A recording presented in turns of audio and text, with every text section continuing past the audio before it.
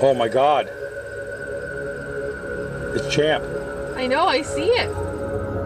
Is there something living in the depths of these waters? Oh wow. Wow, wow, wow, wow. Some people are convinced of it. We got it on tape. Yay! I'm here on the banks of Lake Champlain. It's over 200 kilometers long, straddling the states of Vermont and New York. It's a natural freshwater lake. But, as legend has it, there seems to be something decidedly supernatural living below the surface. I know that there's something out there in that lake. Katie Elizabeth has been on the hunt for this lake's hidden treasure for 5 years. Something that's reptilian, about 15 to 20 feet in length. They basically have brownish blackish skin. When you finally see it for yourself, it pulls at you emotionally. It's basically a dream come true. Known as Champ, the renowned lake monster has been spotted in these waters hundreds of times over the last couple of centuries. Katie's first sighting changed her forever. I always thought of the idea of seeing a lake monster or serpent. It was just always kind of like a fantasy thing for me, and to actually see it in real life, it was just totally amazing. I knew that this had to be my life calling. Champ is a pretty big deal here in Burlington, Vermont. There's statues, monuments dedicated to Champ. Even the local baseball team, the Vermont Lake Monsters, is in on the action. Ooh. There's no shortage of eyewitnesses around town either. It was so beautiful. It was magnificent. Christine Hebert is one of them. It was all misty that night. It was about 1, 2 o'clock in the morning. And I looked out the window because the dogs were barking that way. And then all of a sudden, I saw something coming out of the woods. I couldn't make out what it was. Oh my gosh, the head just like a dinosaur with the body and into the water. And they can't take away from me what I saw. And I don't care. I know what I saw, and that's it. The first photographic evidence was snapped by Sandra Mancy in 1977. It's now on display here in Burlington's Echo Leahy Center for Lake Champlain. This is the first time I've ever seen this in person. So why is this picture so important to you? This is the picture that started my fascination with Champ when I was 7 years old. Ready to go search for Champ today? Absolutely.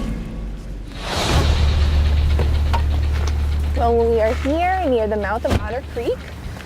And why is this your go-to spot when it comes to research in the winter months? Mainly because there has been many sightings here during the springtime of these animals coming out of the marsh. Time to take out the tech. I think it's very important to prove to the scientific community that these animals are in fact a reality, not just a legend. Let's see if Champ will come out to play. First, we'll take a listen to what's going on under the surface with an underwater microphone, a hydrophone. Throw it in the water? You just throw it in like a fishing line. And how do you know you're getting sounds from Champ?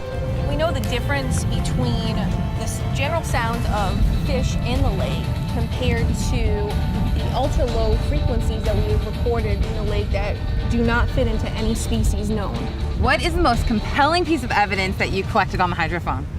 Well, 2 years ago, we captured underwater recordings out here, and they were extra low frequency sounds, and it was just totally amazing.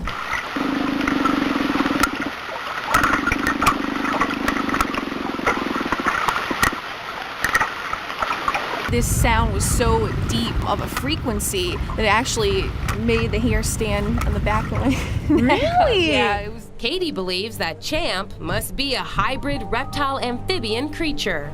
As if it was a mammal or just a reptile, they would be seen breathing, coming up to breathe air all the time. So with an amphibian, they would be breathing through their skin, which would explain why we don't see them all the time. Next, we look for a good spot to put up the surveillance cameras. All right, you can take that tree. Here, I'll take this tree. How do you know where to put the cameras to get the best footage? Well, basically, I go by a lot of the eyewitness reports of these animals in this area, in the marsh around the lake.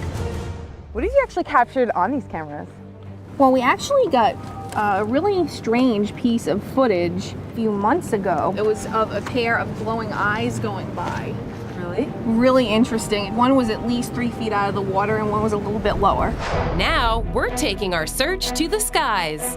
Whoa, you can really see the lake. This is just unbelievable for our research. Are you seeing anything? Yeah, some ripples in the water. Like, what about right there? Oh, I think that's a log. Okay. No matter how compelling the evidence, not everyone around here believes in Champ. But the observations are fascinating, but not science in and of themselves.